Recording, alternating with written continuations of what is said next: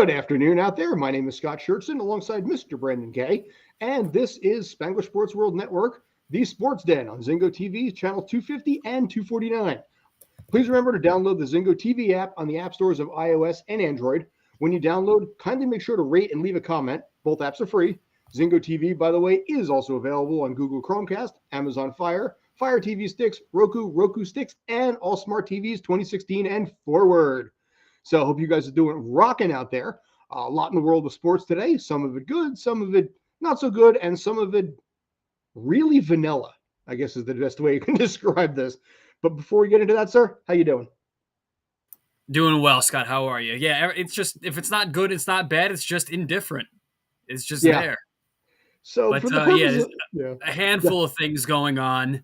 I feel like today's one of those days where it's more off the court and field than on the court and field. So yeah, we got a little bit of a interesting time going on. yeah. So we can talk about some good stuff, we can talk about some bad stuff, or we can just talk about some stuff. And Stuff. frankly, me personally, we talked about this right before it started. I kind of want to start off with the stuff. We don't know if it's good. We don't know if it's bad. We can definitely confirm, though, that it did involve nouns and verbs, sometimes with adjectives as well. That's about as far as we can go. With regards to Aaron Rodgers and what he referred to as Monday Night Gratitude, he thanked a bunch of people, including his ex, which, by the way, is a challenge right there. I've never been able to be that good. Some of the people in the locker room, and a very ambiguous message about what his future is and what it's going to entail. I know you had a thought or two with regards to that. Also, Aaron Rodgers' profile pic, which I know you have great respect for that. That looks like. But any thoughts, any opinions, any comments? Yeah, I think it was just one of those nights where Aaron, got a little too much into the scotch, perhaps, and went a little drunk happy with the fingers on the keyboard. I mean, we've seen him post stuff, but it's not really like this reflective. Yeah, and if you're unfamiliar with the situation, him and his fiance or ex-fiance now, Shailene Woodley, have split. So he had posted something, this whole kind of like Photoshop scripted, really nice, like poetic kind of thank you to her, as if she had like passed away, Mm-hmm. as if they like gotten married, she had passed away, and was like he was like speaking this past tense, but no, they had just split. And I said to you before we went on, it was kind of like Alex Rodriguez and his right after him and J Lo broke up, kind of like this real public like thirst. I'd call it. Um, but yeah, very unlike Aaron Rodgers to get kind of that emotional. Well, it's one of those things that obviously they are in the public eye. That makes it tough. I mean, when you saw, A Rod and J Lo, or J Lo and Ben Affleck now round two for that, um, you're so much in the public eye that everybody wants a comment. They want something in regards to that, and maybe he felt a little pressure, and maybe it's sort of one of those things where he felt he had to put something down and put it part of this very very long TLDR IG post that he's got. But I mean, honestly, all things considered, it was pretty sweet. It was like, thank you, I love you, I'm grateful for you, and then just kind of moved on to the thank you for the locker room, to the Friday crew, to basically teammates, past and present. So it was a kind of a one post meets all type of scenario. And in the end, a lot of us are just like, so does this mean something? Was it one of those things where you had a little too much to drink and you're just rambling on? You know, where you drunk text your ex with like 7 ellipses at the end, hey dot dot dot dot dot dot dot dot dot dot dot. Or was it something where he's laying the groundwork to maybe walk away from football? Yeah, it was definitely super cryptic. Honestly, I don't know how to interpret it other than what's written down. It's I would be surprised if he walked away. I Mm-hmm. still think he's got tons of football left in him. He just won back-to-back MVPs.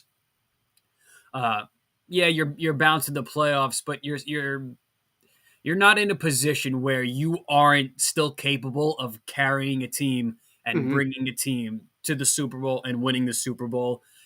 Is it going to be in Green Bay? I don't know. Mm-hmm. I don't know. I still there's something with Green Bay's or lack of ownership that really I think is needed in this type of a situation. I think Rodgers Mm-hmm. is teetering on having his foot in the door, foot out the door, leading towards somewhere else, or is he going to, yeah, as you say, retire and do something else? I would be surprised if he did. I wouldn't be surprised if he left Green Bay. I wouldn't be surprised if he stayed. I think he's really kind of unpredictable in terms of what his next move is going to be, even though he seems to have this kind of method to the madness with him. I'm sure he probably knows in his mind what he wants to do, and I'm sure he's had private closed door conversations with regards to that. I mean, in my case, for something like this, I take it one of two ways: either he's done in Green Bay or he's done 100%. Now, prior to this, I would not have thought he would have been done, but honestly, after this, I would say it's more plausible than it would have been a couple of days ago, where we were sitting all this time trying to figure out, okay, where's he going to go? Where's he going to go? Maybe he's not going to go anywhere. Maybe he has called it a career. Obviously he's a first ballot Hall of Famer. There's no question there. He will retire a Green Bay Packer, maybe in some ways, and certainly better, but maybe along the same vein that Eli Manning had, where there's questions about where he's going to go. And, as Eli put it, once a giant, always a giant, or, whatever that was, and only a giant. And maybe the same kind of thing with Aaron Rodgers with Green Bay. Maybe he doesn't want to start over again somewhere else and pick up the pieces and, get to know a new playbook, get to know a new locker room and new basically everything. I mean, when you reach that level, it's kind of like, what else do you have to do? Yeah, I really think for him, the only thing he would probably really have to check off is getting to and winning another Super Bowl. Obviously, the individual accomplishments are speaking for themselves, and those are going to add up. 4 MVPs, God knows how many yards and touchdowns and everything like that. I mean, you could look it up; it's a very known number, but it's yeah. I really feel like if he were to not come back to the Packers, yeah, I mean, it would be weird to see him in another jersey. Mm-hmm. To go through the whole relearning a team, playbook, teammates. I mean, we saw Brady do that, but it was a situation where Brady was given the allowance to have his entire system be the system that they run. And additionally, and I don't know if another team is going to be doing that with Rodgers. And also, I think with Tom Brady, I think there was a little bit of a desire to prove that it was him and not Belichick. Where he could be able to go out there and say, you know what, there's always been this lingering question, which one of us really was it? And he accomplished that. It took him 1 year, literally somewhere else, to prove that it. Even the second year was a little bit of padding there, but to show that, yeah, at the end of the day, it was me. I took a brand new team to the Super Bowl. You watched me from the couch. And their relationship was terse, to say the least, anyway. And that kind of animosity, I don't think really exists with Aaron Rodgers and Green Bay like it did with Tom Brady and New England. No, and it's also different because you didn't have the coach, even with McCarthy going to LaFleur. Neither of those were trying to get the next guy. Neither coach was trying to push Aaron Rodgers out the door. Yes, they drafted Love, but again, that was a Brian Gutekunst managerial thing. I really think if Matt LaFleur was really, he's not going with Jordan Love yet. And he would continue to ride Aaron Rodgers until he possibly can. Well, I mean, that brings up the question there. Assuming Aaron Rodgers is in one way or another out in Green Bay, does Jordan Love take over at this point, or do they bring in someone for a stopgap? Wentz, Andy Dalton, somebody like that. I mean, I think they would, just because they did move up to draft him. They did put the resources into having him be the next guy for Rodgers. The only thing is, you're now at a point where you're 2 years into the system. You're 2 years learning that system. They don't feel confident enough with Jordan Love the way they felt confident with Rodgers a year or so before he started for the Packers, still under Brett Favre. So I think with that kind of sense of security in Rodgers' point of view, I think he is sitting back, really kind of not feeling the pressure in terms of the quarterback play, in terms of being the quarterback. It's in terms of what do you personally want to do. Yeah, so I think, and I don't think the Packers organization is sold on Love yet. I wouldn't. I mean, honestly, I think it's still too early to basically. If you saw what happened with Aaron Rodgers, he rode that bench for a couple of years himself, watched under Favre, and then finally in 2008, I think it was, he took over. I think it was, Mm-hmm. So, he got the chance to ride the bench, watch, and learn, which is what they obviously want to do with Jordan Love. I would think it's probably too early to throw him to the Wolves in that case, even though it isn't more or less a weak division. It's still, I think, 1 year too early. And you can make a deal and pick up a Garoppolo. Maybe you can pick up somebody like that, a 1 year guy, just to be able to mentor and coach and give him a little more room to grow before Jordan Love takes over in 2024, really, we'll say. 23, 24. Yeah, I mean, out of all of these young quarterbacks that were taken the last 2 years, even, like the Trey Lance, guys this year too, Wilson, Mhm. Fields, all of them, I still think out of these 10, 11 quarterbacks, Jordan Love has been put in the position least in order Mhm. to succeed, not because of his own play, just because of Rodgers, Yeah. and just because they've been so. Rodgers is the guy for however long he wants to put on a Packers uniform, and I still think talent wise, the jury's out on Love too. But now you're going to be going into a third year on the team. Rodgers is the biggest domino to fall Hmm. in terms of where he's going. Once he goes, then you're gonna see, Wentz and all these other guys where they go. Garoppolo. I think Green Bay is kind of in a tough situation, not knowing what Rodgers is going to do. And I think that's the big part right now is that none of us know right now what Rodgers is going to do. And I'm sure he's had conversations, like I said, behind the scenes with LaFleur and that entire front office to be like, this is what I'm thinking. And again, my take is he's not going to, he's played his last play, and his last down in Green Bay, at least as a home, at least on the home side of it. Supposing hypothetically speaking, he is, done there, but not done permanently. What do you think? Tampa Bay, Carolina, Seattle, San Francisco, maybe? Well, now you hear San Francisco's now tied up in this whole Brady coming out of retirement deal, Well, yeah. which don't even get me started on that. But I think if Rodgers were to go to a team, you hear Denver who's set up.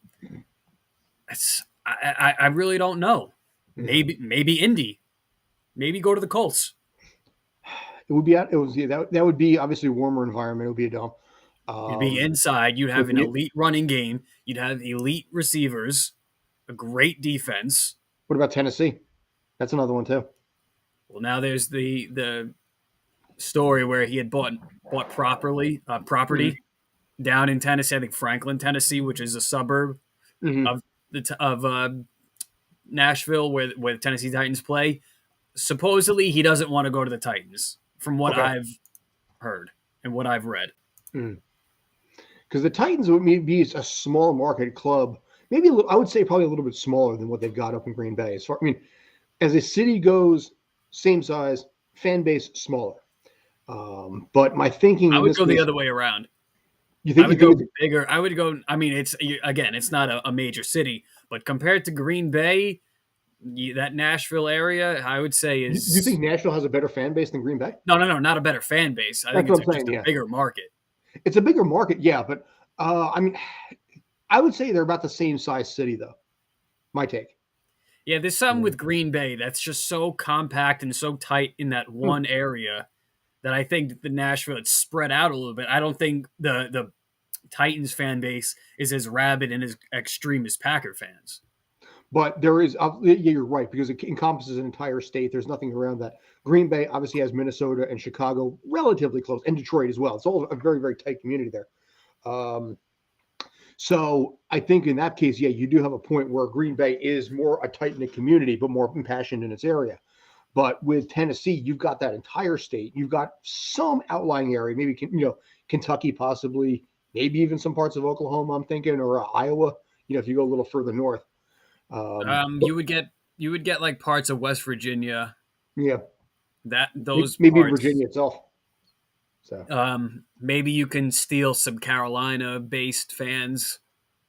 Well, yeah, just in terms maybe of location, piggyback them because not necessarily Carolina not sucks. Panthers fans, just Carolina geography based Mhm. fans. Yeah, I mean, I'm looking basically at the map at the map of the U.S. right now. Yeah. Um, But I mean, I'm looking at this post. Could it mhm. also be a situation where he's sitting back and he's more comfortable that he's just going to be like, look, I'm here. Yeah, I got this crap with Shailene that just happened, but look, I'm just going to ride it out with the Packers. I'm going to get drunk, get my emotional Instagram post out there, and, we'll see what this happens. I mean, we'll see what happens. I mean, how he's not going to be playing for such an extremely long period of time still where he would really, I feel like his, you know wage his future on it. I mean, he's in the future. He's at the tail end of his career. Where I mean, we're looking at probably what 2, 3 more years. I think so. I think that's a safe bet. 2 years definitely. But I mean, Yeah. in the weird So way, that breakup is at the worst time possible because he has no distractions. When PK Subban split up with Lindsey Vaughn, he went right back to the ice. He could distract himself with the fan base, with the locker room. Aaron go Rodgers play in doesn't the have that. USFL. Go What's play in that? the USFL. Ah, Take your distractions that way. yeah, they got the draft going on just as of today too with I the think today QB or draft. yeah. Yeah, it's today. So I'm not sure basically who picked what, and I wouldn't even necessarily know the teams anyway, or Order. the quarterbacks themselves. Yeah, today's quarterbacks. I think tomorrow is like running backs, and then it kind of works its way down the line there.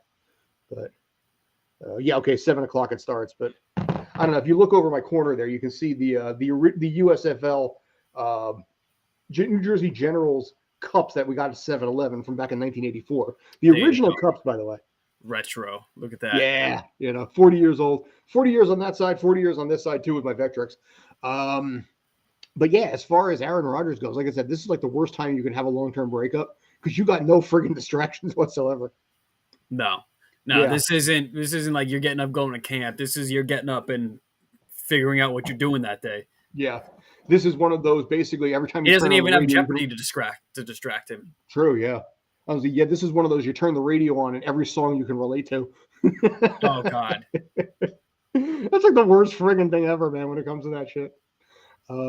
But anyway, so yeah, as far as Aaron Rodgers goes, who knows what the future is going to hold there. I got to tell you, I'm kind of curious about it because we saw this 2 years ago to mildly a greater degree when it came to Tom Brady. But as far as him, as far as Russell Wilson, there could be some moving parts this season. And who knows? If he retires, then suddenly you got 3 Hall of Fame quarterbacks first ballot that are leaving in the same year, too. Yep, Yeah. that's true. Yeah. Wilson's the other one, but yeah, Rodgers is the biggest domino to fall. Mm-hmm. The rest will fall after that. But I really, at my heart of hearts, think it's either Packers or retirement. Okay. And I'm going with another team in retirement, but we'll find out. If a retirement, we tie. Otherwise, basically, we have bragging rights for literally nothing. For no reason, for nothing. For nothing. Just bragging rights that I personally would probably forget about. So, all right. So we got about 20 minutes in at this point. This, of course, is the Sports Den on Spangler Sports World, Sports Radio, Sports Zingo TV, channel 250 and 249. Sorry about that. My name is Scott Schertzen alongside Mr. Brandon Kaye. One of the things I wanted to actually bring up at this point, since we were talking a little bit about it at the before the show, is the NBA All-Star Weekend. I know for a fact that you have a couple of opinions with regards to that. A couple of comments as far as the halftime show, the event that it has become. I think is a good phraseology to have here. But did you like it or did you not like it? I was split for the most part. I would say probably 70-30 liked to disliked. Look, obviously, what we're all talking about and thinking about is the dunk contest Mm-hmm. and how, for the most part, other than the Zach LaVine, Aaron Gordon year, I think that was 2016. Mm-hmm. For the most part, since the mid 2000s, it's kind of really gone downhill. There's been just a lack of originality, showmanship, theatrics, and like I get it. There's only so much a human being can do in the air, but again, that's where the showman and the theatrics tie into it. This year you had Obi Toppin from the Knicks who won. Who yes, out of the competitors and out of the dunks, he deserved to win. But let's not say that. I mean, he really blew some competition out of the water. Mhm. Besides Cole, Cole Anthony and Jalen Green, they could barely hit the rim. Mhm. Let's be straight up honest. You had these guards who aren't dunking in games, aren't dunking in practice, and then all of a sudden you're put into the slam dunk contest.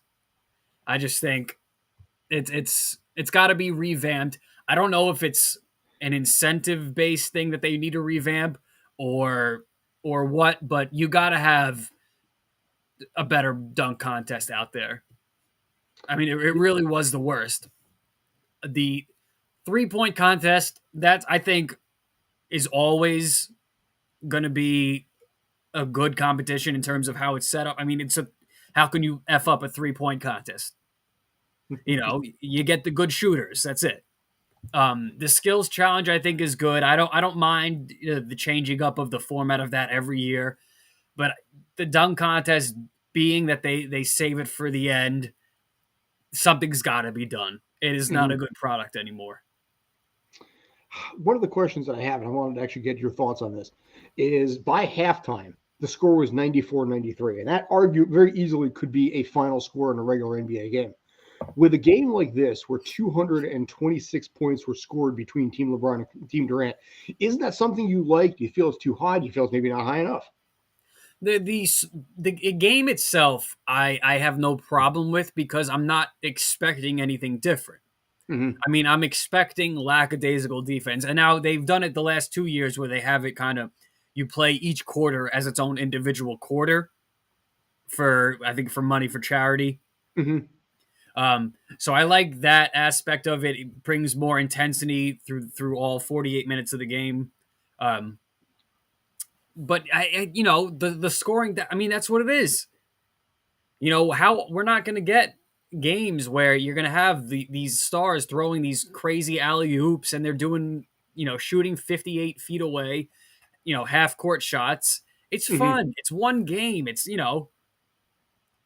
It doesn't mean anything long term like the baseball All Star Game does in terms of deciding home field. I think it still does that, right? That doesn't do it. No, not No, anymore. they Thank God. changed that, right? All right. Well, Thank they God, used to do no. that. Oh God, I hated that. We'll I get into didn't. baseball. I yeah, it was a little messed up, but like it was in terms of I'll get into my rant on that one shortly. in terms of putting incentive on the players in the All Star game to play hard, which baseball is hard to do. Like especially with your pitching, you're either pitching or you're not pitching, Mm-hmm. and either you feel the ball or you don't. So it's the same thing with football. Like you're either catching it or you're not. So Mm-hmm. the All Star game has the way it's built in has the ability to put on these firework plays, to put on these great spectacular shows of dunking and shooting. Like, yeah, some of the dunking in the All-Star game ends up being better than the dunk contest the night before. It's almost instinctual instead of pre-planned. Yeah, it is. Yeah. I mean, it really does offer that fun kind of backyard basketball aspect of it. Mm-hmm. So, yeah, I mean, you should expect anywhere from 200 to 300 points scored. Yeah, I mean, in this case, I think was it the highest scoring All-Star game of all time? I don't know if it was, but it was recently. Over these last few years, I think the highest one was. And plus the whole aspect of having the two captains draft, Mm-hmm. I think Great. that's fun. You put it on TV. It's another night of bringing attention to the league. It's Mm-hmm. another, talking point for talk shows like this. And it's a great way to see, the human aspect of these athletes and how they interact with each other and how they feel about each other. Seeing LeBron laugh his ass off when the TNT guys are getting on Kevin Durant about the James Harden situation, that's hilarious to me. It's very telling. It's eye opening too. You know what it is? There is a degree of fun to it. Now, in this case here, ever since they went to the team player instead of East versus West, LeBron now is 5-0. So In this case here, of his 5 wins, this is the middle of the pack as far as how many points he scored. Highest scoring of all time I'm looking at right here is 2017, 192 to 182. Right. In 2017, the Smoothie King Center, which don't ever name a state in New Orleans. Yeah, the Smoothie King Arena. No, I mean, listen, we could do an entire show on like the dumbest, arena or stadium names in there. Guaranteed Rate Field falls in there for me, definitely. Crypto.com yeah. Arena. Oh God, yeah. I don't know. You go from the legendary Forum, yep, to the just next level underneath that legendary Staples Center. Yeah. Oh, you know what? I'm going off on a tangent here, but you know what? I'm all right with that. Yeah, Guaranteed Rate Field, Smoothie King Center. Oh yeah, the KFC Yum Louisville in Kentucky. KFC Yum. Who plays Arena. there? That's Louisville basketball. All right, well that's college, so that's a little more understandable. Yeah, I was going to say Taco Bell Arena for Boise State. Minor league, one of the Houston Astros minor league affiliates play at Whataburger Field. Tony Macaroni Arena over in Scotland. For Tony Macaroni. Tony Macaroni. You think that would be out of Jersey then, but irrespective of that, Talking Stick Resort Arena for the Phoenix Suns and the Mercury. Talking Stick. Scotiabank. Yeah, Scotiabank sounds racist. Welcome at the Welcome Stadium for Dayton, Ohio. Well, and welcome to Welcome. Mendahoe's Jungle in Castleford in the Rugby League. University of Phoenix Stadium for Arizona. Oh, dear God. Oh, Christmas. Okay. Basically, it's a cricket stadium. Dr. Y.S. Rajasekhara Reddy ACA VDCA Cricket Stadium. Yeah. What? Apparently Dr. Y.S. Rajasekhara Reddy ACA VDCA Cricket Stadium. Come down to the dock. In Visakhapatnam, India, or ACA VDCA Cricket Stadium for short. For short. For short. ACA VDCA. Hunky Dory's Park in Drogheda United. And, of course, the Dripping Pan. Of course, we got to go with that one. The Lewis Football Club. All right. Anyway, I went off on a random tangent, but after we talked about that, I'm just like, screw it. Let's go that way. I'm sorry. You've known me for 3 years. You know how my brain works. Sorry. You poor bastard. What the hell were we talking about before that? I know, right? Did you? I wanted to get your thoughts on this. Did you see at the All-Star Weekend, being that we're still on that topic, the way Michael was with everybody? You mean the tears? Not even the tears, but just how happy he was to be around everybody. Yeah, I mean, it was the way he was embracing LeBron for sure. Well, I mean, in a lot of ways, it's actually passing the torch. But I don't know, when you're Michael Jordan, I don't know how you take it, but the amount of pressure that's been on that guy for literally how many decades at this point, it's almost refreshing to see it. I almost wonder, maybe in some way, this is going to sound stupid, I'm going to run with it anyway, but Space Jam 2 possibly being a passing of the torch. Now, now the easiest way to know what generation you're in is to know which Space Jam movie you prefer. Me, it's the first one. I prefer the first one too, to be honest. Yeah. But I don't know. I mean, I liked it. He's always been kind of an easygoing individual, at least for the most part, on a public persona. But but in terms of like with the guys now, especially LeBron, he's never really been a LeBron guy at all. So that was really like the first time I saw him embrace LeBron, like even from like a hug standpoint, but just the camera angle they show, you see LeBron, but you're looking at the back of Michael's head, but they're laughing, they're talking, they're actually enjoying each other's company.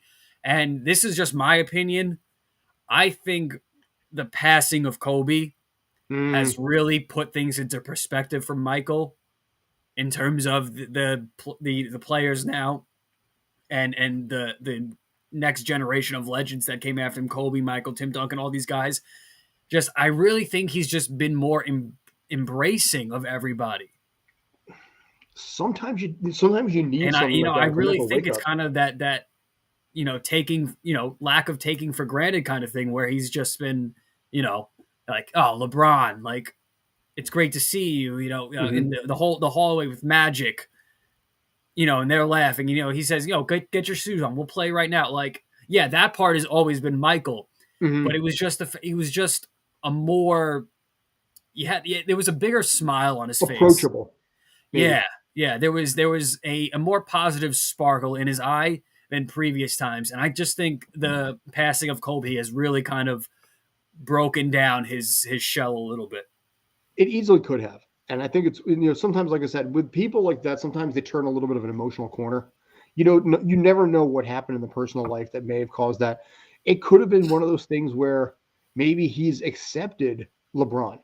Because when you're Michael Jordan and you're the GOAT for as long as you are the GOAT, giving that up can be tough. I remember when Dan Marino lost his touchdowns in a single season record, I think it was, to, I believe it was Brett Favre. You saw his reaction on air, and he was clearly pissed off about it. And maybe that's one of those things that he had a hard time giving up being known as the GOAT. And maybe at this point he's embraced it and accepted it a little bit more. And like you said, maybe it's a Kobe thing, but maybe it's just one of those things that he's accepted the fact that his time as GOAT may be over. And the debate will probably last for decades until the next LeBron, Jordan esque person comes through. But the question will remain: which one is better? One of the questions I got to throw at you guys is, in this case, LeBron or Jordan. And I'm going to throw that at you now. I'm going to throw it to you in two parts. One, which would you prefer, in a single game, and which would you prefer for a career?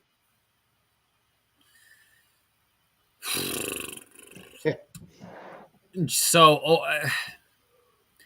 for both questions, I am going to say LeBron. Hmm. Um, the reason I say that is, I mean, we are now so far into LeBron's career where if he had stopped today, Hmm. didn't even play the rest of this season, if he stopped playing today, I think the career would mostly be what it is. Yeah, he might rack off another All Star game next year and stuff like that. For the most part, maybe if want to build in another fifth ring, if you're going Hmm. to assume that he wins one, or if not, his resume for the most part is what it is, and Michael's obviously is what it is. I think the overall aspect of LeBron is just able to do a little bit more with a little less. Hmm. I think is for me what really tips the scale. He didn't have a Phil Jackson coach to really stabilize his career for an extended period of time. Yes, he Hmm. had Spoelstra in Miami, but he was still a young coach at the time. Miami is one of the 3, 4, 5 best run organizations in basketball. So that I think, and then having D Wade, his leadership really was kind of the launching point for Hmm. this really what LeBron ended up being. But even those early days in Cleveland, he got to a finals with that team. He got Hmm. to a finals with Mike Brown as his coach. And just, I know it's such an impossible hypothetical, but just if you were to completely switch them, I still think LeBron would end up winning rings in Chicago. But I Hmm. don't know if Jordan is winning a ring even the second time in Cleveland Hmm. or with this Lakers team or with the Heat. I mean, he probably does. With the Heat, I would say probably. Yeah, but just especially these Cavs teams, I don't see Michael being able to elevate those Cavs teams. Brings up a really good point. Yeah, if you took LeBron and dropped him in with Pippen, Rodman, Kukoc, then yeah, I think the team still actually ends up winning. But you can't. I mean, here's the thing: LeBron, and I do agree with you. I think LeBron. I would take LeBron in this case too, as well. He will never be as impactful, I think, to the sport as Michael Jordan is. But I think as a career, I think it's a better one. I If think. See, I've been hearing that a lot, especially with this how this the 75th team and how they were redoing or announcing everybody, whatever.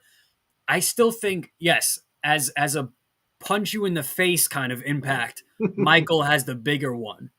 But I think overall, as a gradual kind of buildup of an impact over an extended period of time, I think LeBron will get to that point. Mm-hmm. But you don't think he's there yet? No, because the shoes thing really is something that LeBron has yet to eclipse. I get that. I mean, here's my question. Right now, I'm looking at the all-time leaders. Michael Jordan is third overall with 32,000 and some points. LeBron is third overall with 36,005. Granted, Michael Jordan had 300 less games almost, but if LeBron right now needs about a little over 1,800 points to surpass Kareem.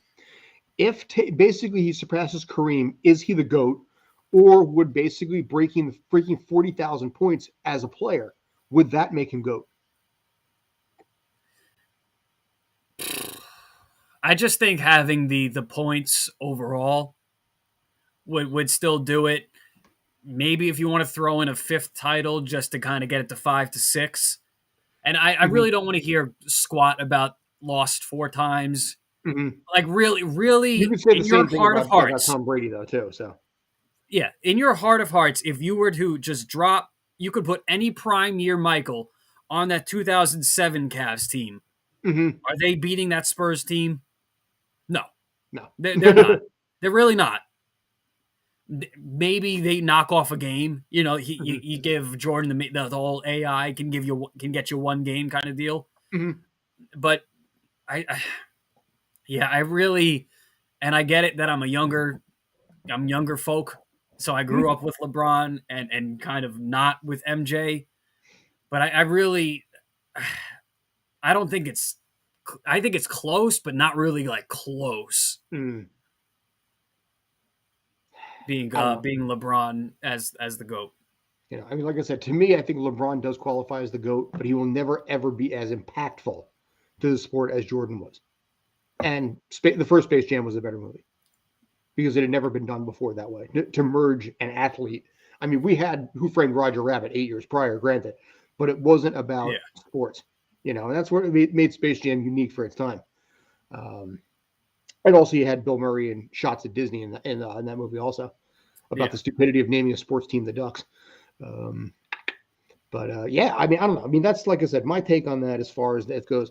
But LeBron, he is 5-0 in the All-Star game, so clearly he knows how to draft players, and something unlike Michael knows how to do.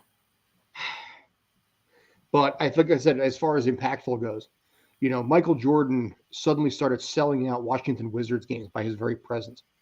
LeBron, I don't think has that kind of level of pull. I disagree. You don't think I think if LeBron could go to the Magic right now, and they would sell out. I think LeBron could go to the Oklahoma City Thunder, and they would sell out. You're just thinking about the really bizarre, the left field teams there. Yeah, I mean, if Suns, maybe. Yeah, I mean, we've seen them in Miami and Los Angeles in these huge markets. New York, Brooklyn or New York, absolutely. Yeah, absolutely. Philly, absolutely. Chicago, absolutely. So LeBron would sell out any place he is on any team. All right, fair. So, any final thoughts before we move on to ranting about baseball? On that subject, no. Okay, cool. So let's rant about baseball a little bit, as we got about 15 minutes left at this point. Word came down the vine that spring training will be starting at an absolute earliest of March 5th. First question I got for you, do you think that's feasible or do you think that's impossible? Well, considering I'm looking at the date right now, it is February 22nd, so that leaves us with about 2 weeks for everybody to get their shit together. No, not a chance. I'm honestly almost insulted that they even say March 5th. They might as well say, yeah, they could show up. Even April 5th would be so unrealistic. Like nothing is happening till late spring, May, June, the earliest. Also being today, it also being 2/22/22. I got to throw that out there as well. But as far as that goes, yeah, I mean, you're looking at something right now where they're talking about March 5th as the earliest. Now, let's just hypothetically say, okay, March 5th, they get everything together and they can start it. They could, in theory, start the season, I think, on time if they shorten spring training, if they do a couple of things along the run. But I think it's possible that they could have a full regular season. Playing out that scenario for a second, and they do have a regular season, do you think the fans are still going to nurse a grudge on this? And if so, how much? It depends on how messy it is. Mm-hmm. If you can look, March 5th, I'm not even acknowledging that as an actual date. I'm going to say April 5th. Okay. So even if you say April 5th, that gives them 5 to 6 weeks to get everything together, everybody agreed upon, get everybody down to spring training. But now Mm-hmm. what are you going to do with pitchers and catchers? So now you're going to have to do pitchers and catchers simultaneous with spring training. You're going to do spring training, then do your spring training games, and then go into a season. Mm. It's a lot to squish. It is. I'm not denying that. I'm saying basically if they got March 5th, I think it would be possible that they could start the season on time. I think it would be really, really cramped in this case. I don't know if the players would be 100% ready, but I think it could be conceivably done. But like yeah, it can be done, but you can't have reports where these guys are sitting down for 10 minutes. Oh, I know. And then they get up and leave. Like, what is going on? What are you talking about? What is being negotiated? Yeah. You can't say, things are going to happen in 2 weeks from now, and you guys can't even sit down long enough to take a shit. And that's the problem there, where these guys, like I said, they're it's ego fighting ego. And one sec. Keep talk amongst yourselves in the meantime. Hang on a second. Yeah, in March 5th, and they want to go, pitchers and catchers. So that it's February 22nd, okay? So that leaves us 3 weeks. It would take at least a week to get everybody down really into their teams, practice facilities, the clubhouses, all that stuff. So that leaves 2 weeks, okay? So then you're going to do a week of actual spring training simultaneous with pitchers and catchers. Mm-hmm. So that's going to be a mess. And then what are you going to do? A week or so of games? 2 weeks of games? Yeah. Where and then you're going to there is no way that March 5th is even possible with them sitting down for 10 minutes. I have no idea what's going on. By the way, let me ask you something. Did you hear something just now? Did you hear that thunk? Before you got up, my mic literally fell off the table just now on its own. It just clopped over. I don't know if I had it or anything, but I had to put it back together real quick. We're getting some paranormal activity on this show. Dude, really? I got a puppet over in the corner. Maybe he's doing something with some psychic power. I don't know what. But, maybe the baseball gods were tired of us talking smack. Exactly. We shall smite thee. So, but I don't know. I mean, when you're looking at baseball, though, as a guy who covers soccer and has been doing that for a year now, soccer has gotten to be more enjoyable to me than baseball has, which is ironic because basically I cover soccer at a baseball stadium. And all things considered, I got to tell you, I'm starting to lose baseball to me after 30 some years of refollowing the sport is at best background noise to me. It's something that's on the background. It's something to listen to on occasion while something else is going on. It's something that has no real interest in a 9-inning game, even when somebody high profile, and I'll use in this case, the Aaron Judges, using the Giancarlo Stanton, people like that. I don't know. I just don't care about baseball anymore. And I feel pain for saying that. Yeah, I'm the opposite, which is why this irks me to such a point. Like, I love baseball. I love the Mets. I would go on homicidal rampages to bring Queens a title. So it's just, and in the fact that now you signed Scherzer, you signed Marte, you actually on paper have a team that might win the World Series, and now we come to this abrupt halt in these bullshit negotiations, and the only people suffering are us. Yeah, players are not suffering, executives aren't suffering, nobody's suffering in the baseball community, the commissioner is not suffering. We're suffering because we are in this, free fall of not knowing when baseball is coming back. You know what I'm going to have to do? I just thought about this now. In the press box at Yankee Stadium, there's an old guy there by the name of Ernest. Really, really nice guy. He's probably 65, 70 years old, and he's been there for years. In the middle of March, when I'm back there at Yankee Stadium for NYCFC, I'm going to see Ernest again for the first time in months. I want to actually ask him how this is affecting him personally. I'll keep him off. I mean, I'm not going to have him on air or anything like that. Well, now what is he? What is he? He works in the stadium?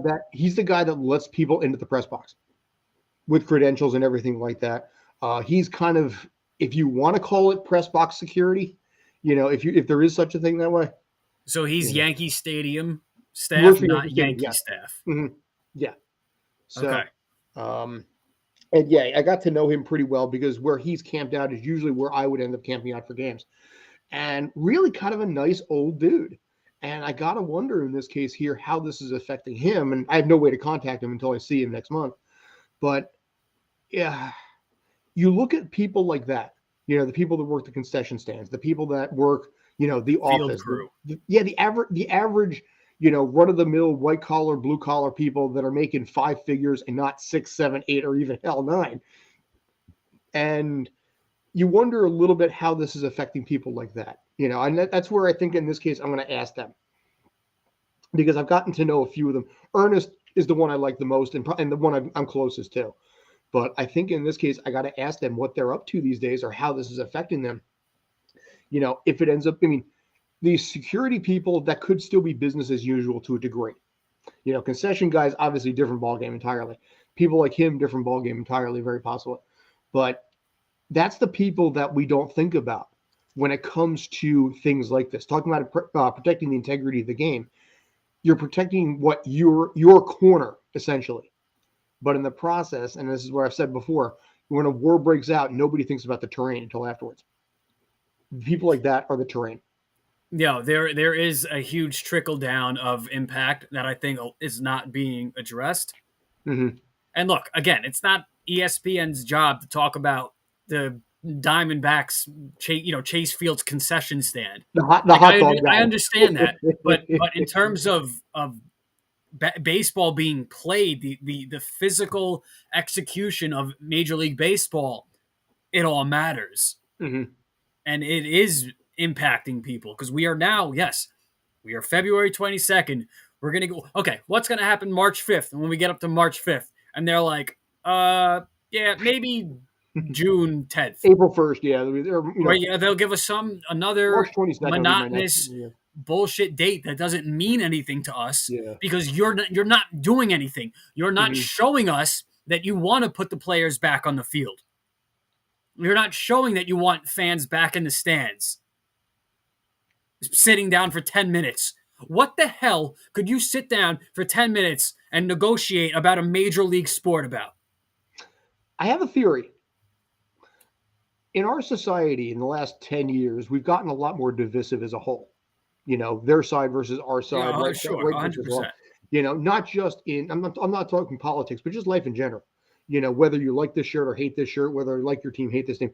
I almost wonder if that is filtered into these meetings where it's so much more about I'm right, you're wrong, versus let's try and figure this out, where one is starting to feed into the other and the Twitter hate mentality is now trickling into these meetings. Just a theory.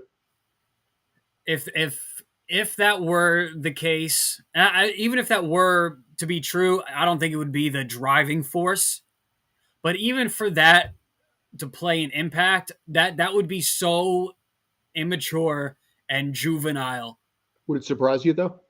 No, it wouldn't surprise me. But I can't. Let's say I represented the Mets, and I want all of baseball coming back. Mm-hmm. I want every team playing all their home team, their home stadiums, full schedule. Yeah, I'm gonna want the Braves and the Nationals and the Phillies and the Marlins to be on board. Mm-hmm. If I'm the Yankees, I'm gonna want the Red Sox, Blue Jays, Rays, and Orioles to be. We're all Major League Baseball. What are these teams gonna do? Go out and play a game against an intramural squad? Have the your pro level guys play against your AAA team for 160 games, 162 games, and sustain to be able to pay a seat. That doesn't work. Mm-hmm. It's got to be one team. It's got to be all these teams, or none of it's working. And that's it's really baseball is pissing me off so much. I never thought it could. Mm. Let me ask you this question. We've got a couple minutes left. I want to get your thoughts here. Yeah. If I brought a baseball guy on to talk about it, would you remain pissed off or could you handle it? Depends who it is. Well, I got a couple of people in mind. One is a former Padres player that I could reach out to because his league hasn't started yet.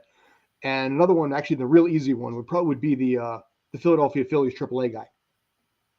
Mike Ventola is somebody that we've known pretty well, and I've been talking about having him back on, and he could probably make this work, especially before the Actually, season starts. If we were, I would almost rather talk to a minor league player. Well, he's the minor league play-by-play guy, but yeah. Okay, all right. So then I'd rather that than. Mm-hmm. So. Yeah, I need some inside information. I need somebody with an ounce of communication with any of these people that are involved in these negotiations. All right. Here's what I'm thinking. We could probably either do it. We only got 3 minutes left.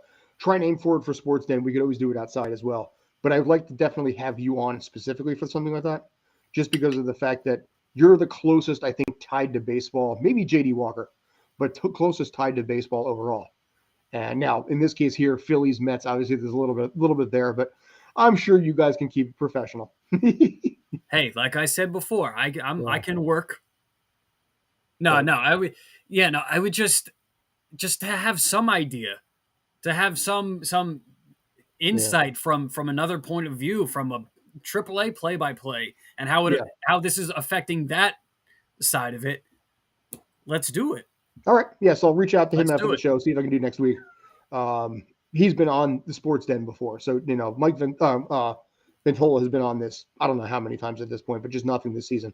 So, yeah, I'll make it work in this case, get his thoughts, and we'll do probably a baseball exclusive one with him and see where his thoughts and Theo's opinions lie. Definitely. Cool. We'll make that happen. Rocking. Any other final thoughts before I shamelessly plug my 7 o'clock show? No, just hitting with Nets Celtics Thursday night. Yes. I'll be doing that solo. Yes. You got that. And all by yourself. All by myself.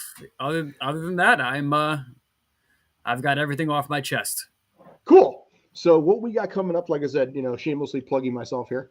7 o'clock tonight for Tales from the Film Set. We're going to be breaking down the new Apple TV series Severance, up to which Ben Stiller once ripped me a new one for using my cell phone, actually, when I wasn't supposed to. Did he really? Yes, he did. Last I was there, I was standing in for the guy, Michael Chernus, who you may remember from Men in Black 3 is the guy who gave Will Smith the time travel device. Nice guy, otherwise. But, yeah, we got that tonight at 7 o'clock. We're going to be breaking down the Lord of the Rings of Power series on Amazon, whose budget is larger than some countries' GDP. And apparently, Francis Ford Coppola is dropping $120 million of his own money for a passion project. Because when you're Francis Ford Coppola, $120 million does not really count as money. So anyway, that'll be Tales from the that's just monopoly money to them. That's basically spending. It's pocket change. I got like $120 million in the wallet. I think. I'll write you a check. Yeah, me too. Exactly.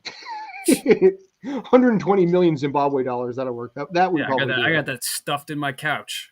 So I'll pull that out. You start rooting through for quarters and $10,000 bills. But yeah, so that's basically 7 o'clock tonight. I got to run. Basically, we got to do the commercials and all the things that pays Spanglish money. And anyway, for me, I'm Scott. That's Brandon Kaye. Appreciate you guys. Appreciate you as well. Take care. Stay awesome.